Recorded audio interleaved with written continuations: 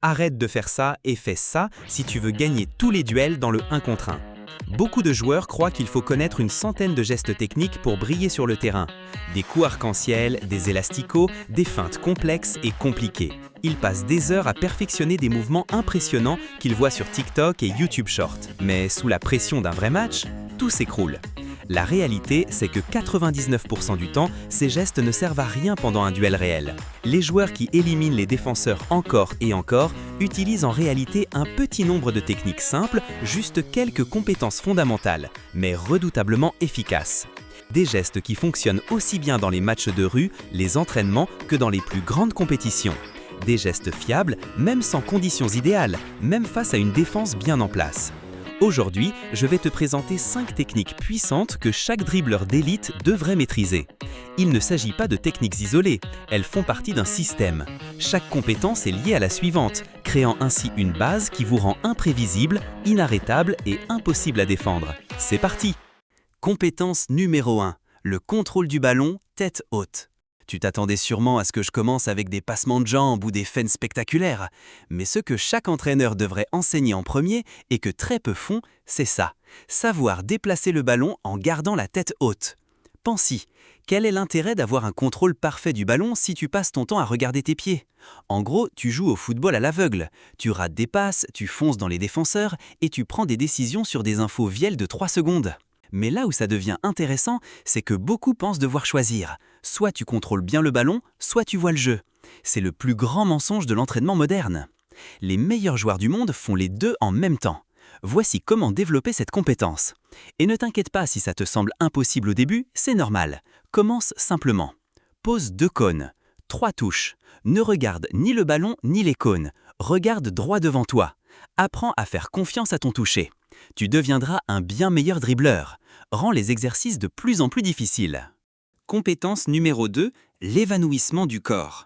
Tout mouvement de dribble s'appuie sur cette technique fondamentale. Les pas de côté, c'est un évanouissement du corps plus mouvement des jambes.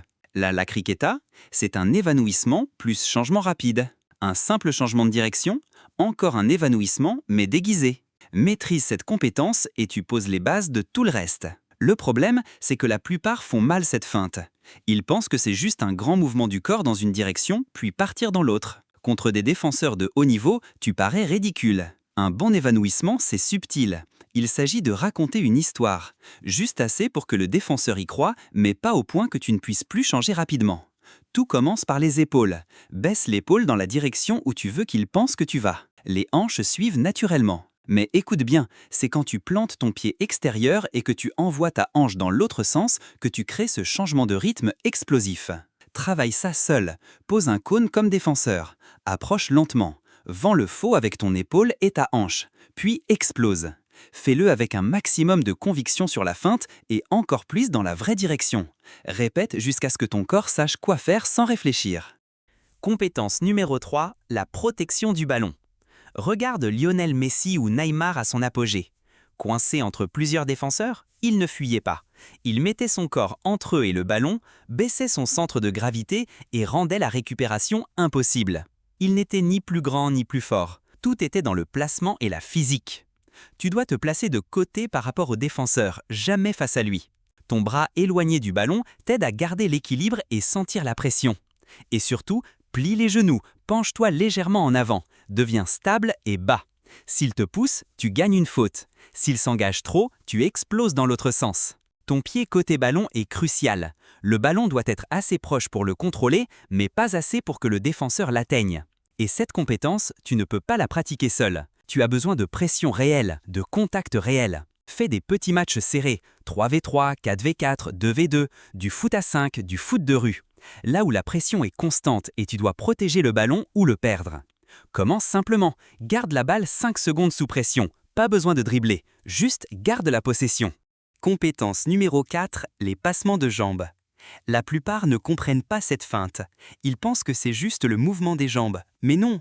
C'est un mélange d'évanouissement du corps et de jambes, et c'est ça qui trouble les défenseurs. Un simple pas de côté sans le langage corporel, le défenseur lit à travers. Mais si tu ajoutes la chute d'épaule, les hanches qui suivent et ce mouvement exagéré des jambes, là tu crées une illusion complète. Et c'est ça la beauté des passements. Lent pour feinter les calmes, rapide pour battre les agressifs, simple, double, combiné. La version la plus efficace reste simple. Un bon faux vendu à 100%, puis explosion totale dans l'autre direction. Travaille la base. Pied non dominant à côté du ballon. Jambe dominante tourne autour sans toucher. Pendant ce mouvement, baisse ton épaule. Dès que ton pied touche le sale après la feinte, explose avec l'extérieur de l'autre pied. Le changement de rythme est la clé. Avant d'arriver à la dernière étape, je vais te donner 2 bonus à faire. Le bonus numéro 1, c'est le soul roll, ou rouleau de semelle. Ce geste est infiniment varié et c'est ce qui le rend si imprévisible. Il consiste à utiliser la plante du pied pour manipuler le ballon de manière fluide. Tu peux l'utiliser pour changer de direction, échapper à un tacle, créer un angle de passe ou de tir. Zidane l'utilisait magistralement pour contrôler, pour temporiser, pour éliminer. Le geste de base est simple. Pose la semelle sur le ballon. Applique juste assez de pression pour contrôler, pas trop, roule dans toutes les directions. Et le bonus numéro 2, c'est la feinte de tir. Rien ne panique plus un défenseur qu'un tir imminent. Et c'est pour ça que la feinte de tir est redoutable à tous les niveaux. Tu te prépares comme si tu allais frapper. Ton corps, tes hanches, ton regard, tout dit « je vais tirer ». Mais à la dernière seconde, tu t'arrêtes, tu coupes, tu pars. Quand le défenseur mord, il perd l'équilibre, il est vulnérable. C'est là que tu frappes ou dribbles.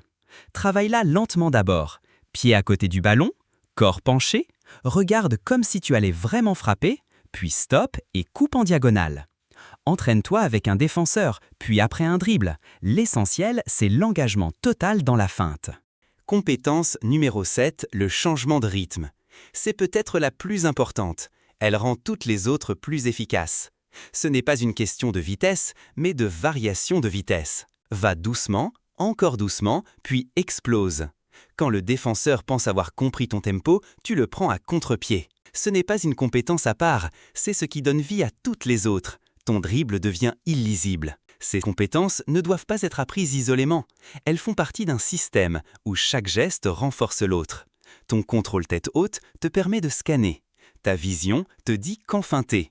Ton évanouissement prépare le passement de jambes. Ton soul roll crée l'espace. Et ton changement de rythme rend tout ça dangereux. Ne cherche pas à tout apprendre d'un coup. Choisis une seule compétence, maîtrise-la, puis passe à la suivante. La majorité vont regarder cette vidéo et ne rien faire. Penser, tester vite fait, puis oublier. Mais toi, tu es différent. Tu sais que la grandeur vient de la maîtrise des bases, du minimalisme, de la répétition.